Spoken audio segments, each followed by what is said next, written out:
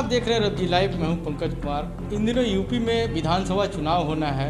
यहीं हमारे साथ हैं जागरूक जनता पार्टी के राष्ट्रीय अध्यक्ष मिथिलेश चौबे जी। उनसे हम जानेंगे कि आप बिहार में रह करके यूपी चुनाव की तैयारी कैसे करें। देखिए, बिहार एक राज्य है और भारत एक देश है, और इस देश में जितने राज्य हैं, जितने भी राज्य हैं, उस सारे राज्यों के एक ही मुद्दे हैं। और वो मुद्दा क्या है?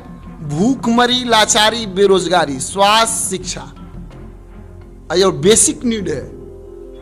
हम लोग, हमारी सरकार अभी तक जितनी बनी, इसी का पूरा जो पूर्ति होना चाहिए, ये सुविधा जो उपलब्ध होना चाहिए हर आदमी के लिए, यही उपलब्ध नहीं करा पाई।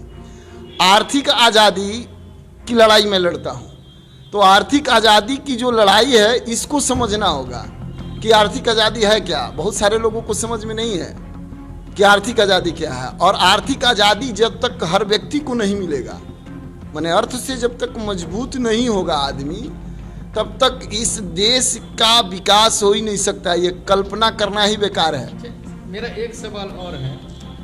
आप यूपी में पहली बार चुनाव लड़ रहे हैं। जनता को अगर आपकी सरकार आती है तो आप उनको क्या देने जा रहे हैं? इस सरकार अगर हमारी आती है उत्तर प्रदेश में, तो 72 घंटे में पहले तो उनको जो मतदाता वृत्ति है, जो सरकार के माध्यम से एक निश्चित आमदनी सुनिश्चित कराने की जो आर्थिक आज़ादी की मैं बात करता हूं, प्रत्येक माह प्रत्येक वोटर को 6,000 रुपया। और ये भीख नहीं है और एहसान भी नहीं है, ये जनता का, उनका ओरिजिनल हक है।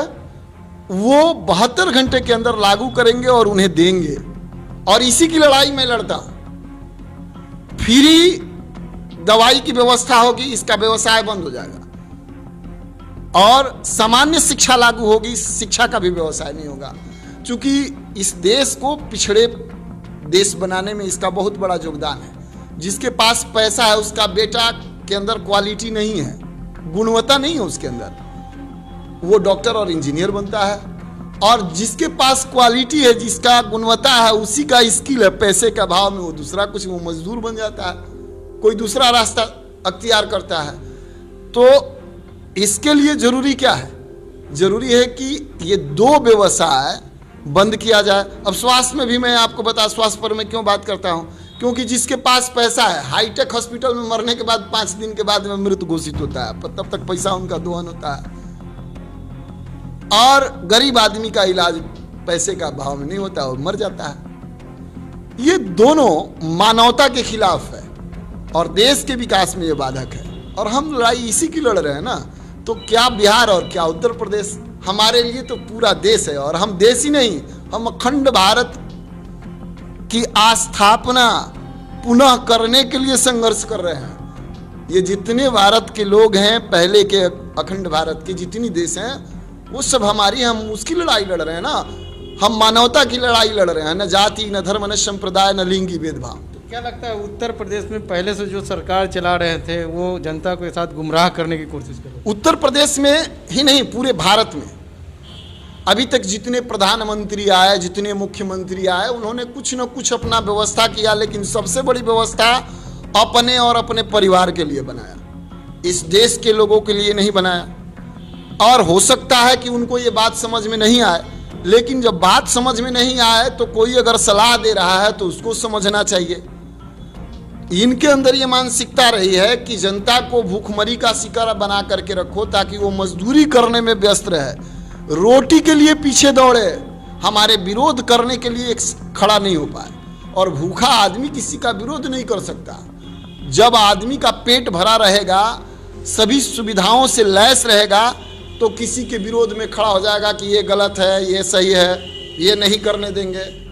तो देश की जनता तो पहले भूख मिटाने के लिए दौड़ रही है और भूखमरी समाप्त करना है। भिखमंगी देखिए कितना बढ़ा हुआ है, क्राइम कितना बढ़ा हुआ है, अपराध कितने बड़े हैं, कितने लूट हत्या, ये नहीं हो रहा है क्या?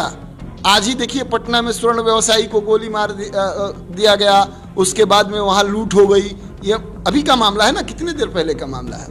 अपराध जो है नियंत्रण कब होगा? जब आप लोगों का दिमाग खाली नहीं रखेंगे, आप उसको काम दिए रहेंगे, आप संसाधन और सुविधा दिए रहेंगे, सही सिस्टम बना करके उसको पैक रखेंगे, थोड़ा सा भी स्पेस होगा ना, लीकेज हो जाएगा। ये सरकार की कमियां। अभी आपकी पार्टी जनता जागरूक पार्टी जो है, जागरूक जनता पार्टी जो है, हाँ। आपकी जगह, तो अभी कितने सीटों पे चुनाव है? उत्तर प्रदेश में लगभग हम 150 सीट पर तैयारी कर रहे हैं। देखते हैं किस जगह कितने प्रत्याशी मजबूत हैं। जहां मजबूत स्थिति समझ में आएगा, जहां अच्छे प्रत्याशी समझ में आएंगे, जहां जनता का समर्थन मिलेगा, हम अपने प्रत्याशी को खड़ा करेंगे और चुनाव लड़ाएंगे। जनता को जगाने का एक प्रयास है हमारा कि आप जगिए। आप जाति, धर्म, संप्रदाय पर अभी तक वोट देते आए हैं, आपने वोट देकर के सरकार बनाया है, आपको क्या मिला? जिनको आपने चुन के भेजा जनप्रतिनिधि के रूप में, वो आपके नेता बने, लेकिन मालिक आप हैं आपके विकास के लिए, लेकिन विकास उनका 5,000 10,000 गुना हो गया। जिनको आप विधायक बनाते हैं, सांसद बनाते हैं या जनप्रतिनिधि बना देते हैं, उनका 5,000 10,000 गुना विकास हो जाता है। और आपका विकास कहाँ हुआ? पहले 3 गो वर्ग श्रेणी निर्धारित किया गया था कि भाई आप ये धनी व्यक्ति है, ये मध्यम वर्ग के हैं, ये गरीब हैं, अपर, मिडिल और लोअर क्लास। लेकिन इन लोगों ने विकास कहाँ किया? इन लोगों का विकास यहाँ ला करके खड़ा कर दिया कि गरीब, अब अपर वाले तो बहुत सारे जगह देखिए जमींदारों को बोला जाता था, जिनके पास में 50-100 बीघा खेत होता था तो जमींदार हुआ करते थे, उनको अपर क्लास बोला जाता था, उनको सुविधा नहीं दी जाती थी। उनकी तो अभी स्थिति हर गांव में देखिए क्या हालात है। छोड़ दीजिए, अब गरीबे से उठा लीजिए, क्योंकि सब कोई गरीब, दलित, शोषित, पीड़ित का नेता है। सभी लोग कहते हैं कि हम गरीब, दलित, शोषित, पीड़ित की राजनीति करते हैं। वहां से उठाइए कि गरीब का विकास गरीब से दलित में हो गया और दलित से महादलित।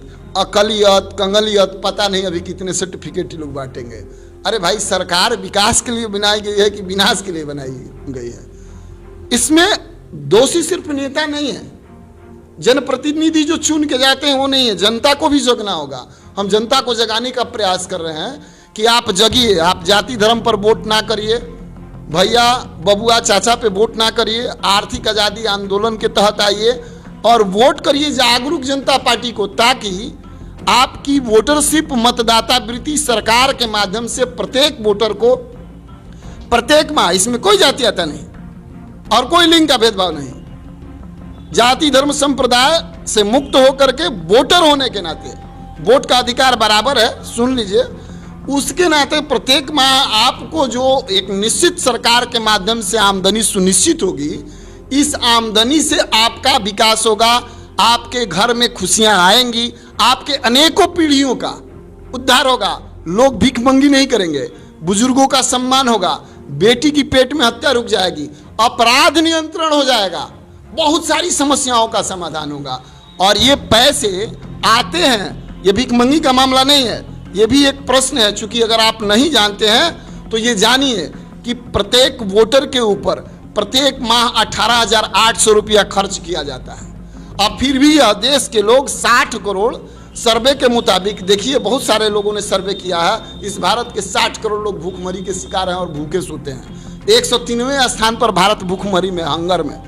ये आप लोग मीडिया से जुड़े हुए हैं, ये रिपोर्ट को देखिए कि मैं सच कह रहा हूँ या झूठ कह रहा हूँ। इस देश की जीडीपी 200 लाख करोड़ रुपया है।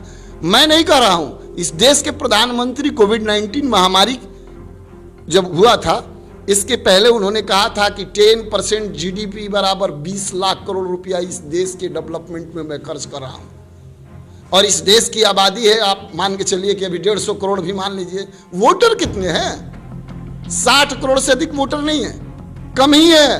वोटर की मैं बात कर रहा हूँ, उसमें भी बहुत सारे फॉल्स वोटर हैं, जिनका 4 जगह 3 जगह 2 जगह नाम है, वैसे भी वोटर हैं। तो और आधार इसीलिए बना था कि कहीं दूसरे जगह एक दूसरे का मतलब वोट अटैच ना हो पाए। तो ये सारी व्यवस्थाओं के तहत एक कंक्लूजन के मुताबिक 1.5% जो जीडीपी की आमदनी है, मात्र 1.5%, इससे भारत के सभी वोटरों का, भले मैं चुनाव एक राज्य में अभी लड़ रहा हूँ चूंकि जहाँ है, और जितनी कैपेसिटी है, शुरुआत किया है हमने, इस आवाज़ को पहुँचाना आप लोगों के माध्यम से है। जब तक सारे लोग जो भारत के लोग हैं इसमें सहयोग नहीं करेंगे, हम इस आवाज़ को मजबूती से नहीं रख पाएंगे। तो ये जो है सभी व्यवस्था पहुंचाने में आप लोगों का भी सहयोग और ये पूरे भारत के लोगों के लिए मैं लड़ाई लड़ रहा हूं। यहां तक कि जो मेरा विरोधी है, जिसको समझ में नहीं आता है, जो जाति धर्म संप्रदाय और किसी पार्टी से पीड़ित है, उसकी भी मैं लड़ाई लड़ रहा हूं। और इसी के तहत पूरे भारत के कोने कोने में जहां तक पहुंच हो पाएगी, जहां तक हमारी अर्थव्यवस्था मजबूत हो पाएगी, हम वहां तक इस लड़ाई को आगे बढ़ाएंगे और लेकर के जाएंगे। चलिए, तो इनका साफ तौर पे कहना है कि हम दूसरे दल के तरह कोई जाति पे हम चुनाव नहीं लड़ेंगे, हम पूरे समाज को लेकर के चलेंगे। तमाम खबरों के लिए देखते रहिए रबजी लाइव। अभी के लिए बस इतना ही।